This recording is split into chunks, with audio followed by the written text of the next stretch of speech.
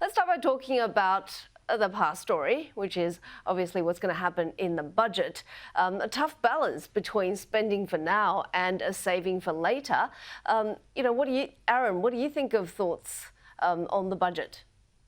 Hello, great to be with you. I mean, we now see why the Prime Minister was looking to call the election for April 12th. He clearly didn't want to bring down this budget because, as the Treasurer confirmed today, it's going to show deficits as far as the eye can see. And the opposition and many, if not all economists for 2 years have been pointing out that the only reason the Albanese government delivered surpluses was because of revenue upgrades that they had no control over and no influence on. And actually, spending was increasing and increasing, which was driving inflation. And that's why the RBA governor called it homegrown inflation. So this is confirming what the Prime Minister was trying to run away from by having an April 12th election. The reality is that Australians are struggling because this government has no plans, no economic solution to the challenges they face. We'll see that laid out next week, and it's really disappointing that it's going to be a big struggle for the Australian people because of the failures of Anthony Albanese and Jim Chalmers.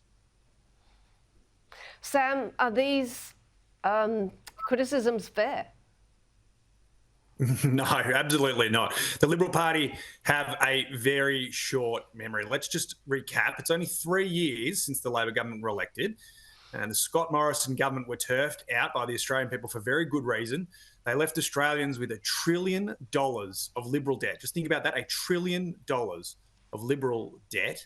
Of course, we knew that the inflation issue peaked when Scott Morrison was still the Prime Minister. The Reserve Bank began putting up interest rates while Scott Morrison was still the Prime Minister. So we inherited a very difficult budget situation and a difficult economy to manage as a result of the Liberal government's mismanagement of our economy. I mean, they didn't even manage to order vaccines in time. So there was nothing that you could rely on that Liberal government for. And just 3 years later, we've delivered multiple budget surpluses. All of the budgets that the federal Labor government have delivered have been in surplus up until this one. So we've turned their $1 trillion of debt and their decade of budget deficits into 2 budget surpluses, which we've then been able to fund critical things such as our Medicare system from.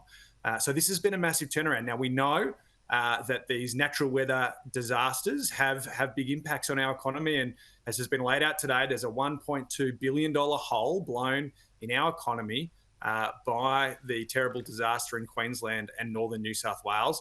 And the Liberal Party trying to play politics with these things is very unbecoming and shows no respect to the people of Queensland and New South Wales, people who've had their lives, their homes and their livelihoods put at risk through this process.